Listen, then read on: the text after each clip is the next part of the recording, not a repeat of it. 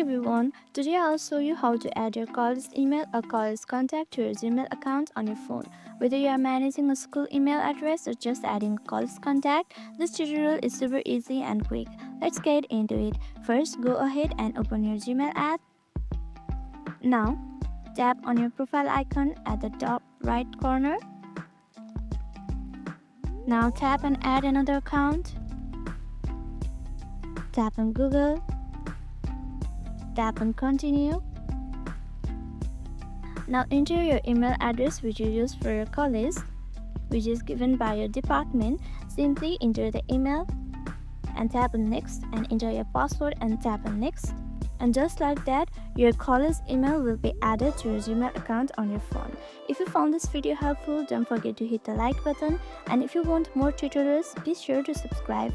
Got any questions or need more help, drop them in the comments below. And thank you for watching. I'll see you in the next video.